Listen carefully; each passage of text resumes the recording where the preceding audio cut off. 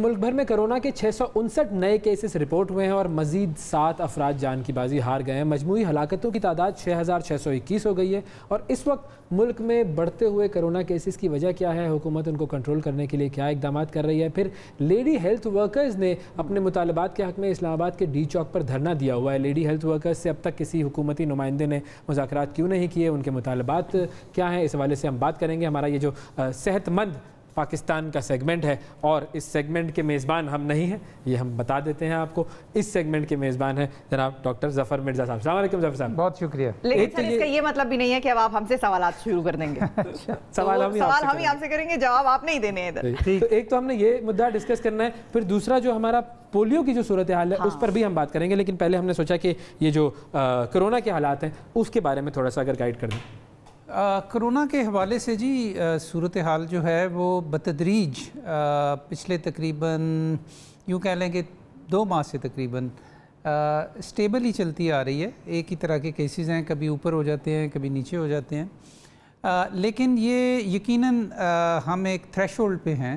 ये किसी वक्त भी सूरत हाल बहुत ज़्यादा ख़राब हो सकती है।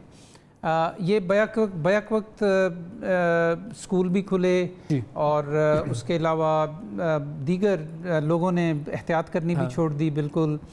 तो हम तो शुरू से ये कह रहे हैं, NCOC भी मुस्तकिल ये बात कर रहा है कि हम एक बहुत नाजुक मरहले से गुज़र रहे हैं और इसमें बहुत ज़्यादा ज़रूरत है हम एहतियात करें, मास्क पहने, सोशल डिस्टेंसिंग करें। स्कूलों में ख़ास तौर पे हम ये भी देख रहे हैं कि शुरू में जब स्कूल खुले थे तो बहुत ज़्यादा एहतियात भी लोग कर रहे थे, स्कूलों की एडमिनिस्ट्रेशंस भी, टीचर्स भी। लेकिन जैसे जैसे वक्त गुज़रता जा रहा है वही हजूम स्कूलों के अंदर दोबारा से नज़र आ रहा है। जो ट्रांसपोर्ट बच्चों को लेकर जाती है उसके अंदर भी आपकी बात नहीं सुनी उन्होंने। हाँ, उसके अंदर भी, और स्कूलों के अंदर भी पहले वो उन बच्चों को ज़रा डिस्टेंस पे बिठा रहे थे। अब मैं पिछले चंद रोज़ से कुछ वीडियोस देख रहा हूँ स्कूलों की कि जिसके अंदर फिर दोबारा से उन्होंने स्कूलों में उसी तरह बच्चों को फिर और बंद भी करना शुरू कर दिया है। इसी को देखते हुए मेरा ख्याल है 33 स्कूल तालीमी इदारे इस्लामाबाद में बंद भी हो गए। जी बिल्कुल, और वो होंगे और होने चाहिए।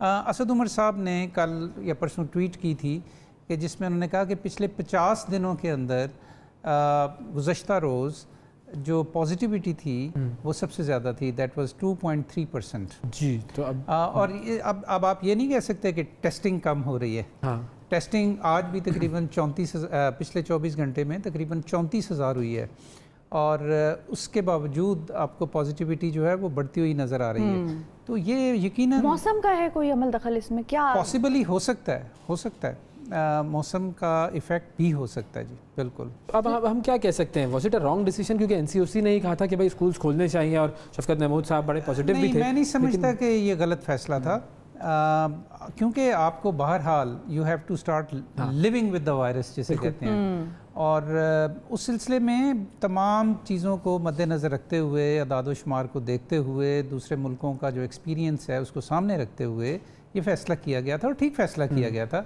और मैं ये समझता हूँ कि पिछले जब से स्कूल खुले हैं कोई बहुत ज़्यादा आपको स्पाइक नज़र नहीं आई केसेस के अंदर, लेकिन एक ख़ास लेवल पे केसेस डेली जो हैं वो 1000 से सारे केसेस स्कूल से है भी नहीं। जितने केसेस आ रहे हैं वो सारे स्कूल से नहीं है, कॉलेजेस से भी है, यूनिवर्सिटीज से भी। तो मैं नहीं समझता कि स्कूलों को खोलने का जो फैसला था, क्योंकि आपको ये देखें किसी भी बीमारी के आउटब्रेक में जो हम एक टर्म यूज़ करते हैं ना वो होती है रिलेटिव रिस्क की, कि इसमें रिस्क कितना है और इसमें इसके फ़वाइद क्या हैं, कोई भी मैयर लेने से पहले।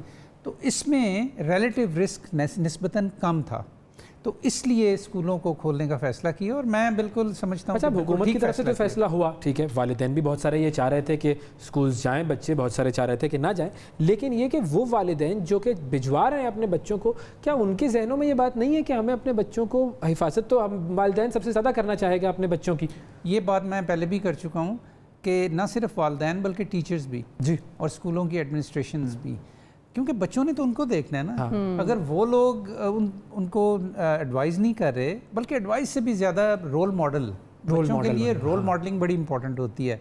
उनकी अम्मी क्या कर रही हैं, उनके अब्बू क्या कर रहे हैं, उनके टीचर क्या कर रहे हैं, उनकी बड़ी उस्तानी क्या कर रही है, प्रिंसिपल फेवरेट मैडम क्या कर रही है, फेवरेट मैडम क्या कर रही है, प्रिंसिपल ने मास्क पहना हुआ है कि नहीं पहना। अगर उन्होंने नहीं पहना हुआ तो आप 100 बताते रहें बच्चों को, बच्चे कहेंगे कि बस ये ऊपर ऊपर की बात है, ये खुद तो करते नहीं है। अच्छा, लेकिन अब दुनिया में क्या हो रहा है डॉक्टर साहब, ये भी बताएं, क्योंकि फ्रांस में भी मैं पढ़ रही थी 30,000 केस 24 घंटों में आए हैं, स्पेन में 13,000 हैं, तो ये क्या एक और वेव है जो पूरी दुनिया को इसी तरह इफेक्ट करेगी इकट्ठे? Definitely we are in a long haul on corona virus, और डेफिनेटली एक सेकंड वेव ने पूरी दुनिया को में मतलब 30,000 केस एक दिन में तो बहुत ज़्यादा है। बिल्कुल बिल्कुल।